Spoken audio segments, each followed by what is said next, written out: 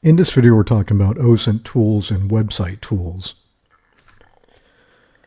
At some point, your favorite tool, whether it's a website or a tool that we're installing or comes part of the Trace Labs or CSI Linux or any other distribution, it is going to break at some point.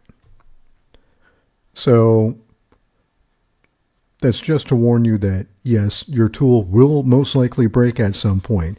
It may get fixed at some point. It may not, depending on how severe the issue is. And it's not always the fault of the manufacturer or whoever programmed those tools. A lot of times, websites will make changes on their end, and it makes it harder for people making investigation tools to get around that and still be able to collect the information that they're looking for. Things like Facebook constantly tweaks their security, Twitter/X, Instagram, and so on and so forth. So a absolutely prime example is when Twitter got taken over, when it got bought out. The Twitter site, the servers, the API, which these tools will hook into, came crashing down in a pretty spectacular fashion.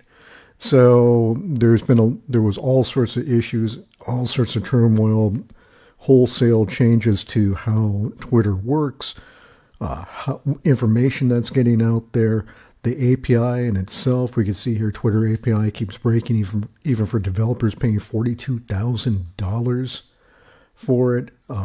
API response codes and errors, how a single engineer brought down Twitter, and other issues with the CEO at the time making changes, sweeping changes to that platform. That caused a lot of issues, and most of the tools that we use for Osint for Twitter no longer worked. Matter of fact, most of them still don't work anymore, and they probably won't as long as they continue to keep locking down Twitter and making it, well, I'm going to say pretty unfriendly for investigations. That's why whenever a tool breaks, we have a couple options. We can go and we could try another tool, which may work. But if that doesn't work also, one thing you could always rely on is your methodology. So no matter what they do to Twitter, for the most part, or X, or Facebook, or Instagram, or Snapchat, and so on and so forth, get your methodology down. Figure out how you're going to tackle the problem and take that manual approach again.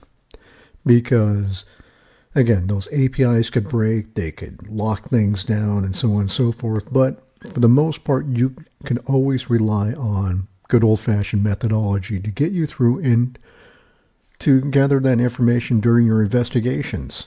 So keep that in mind.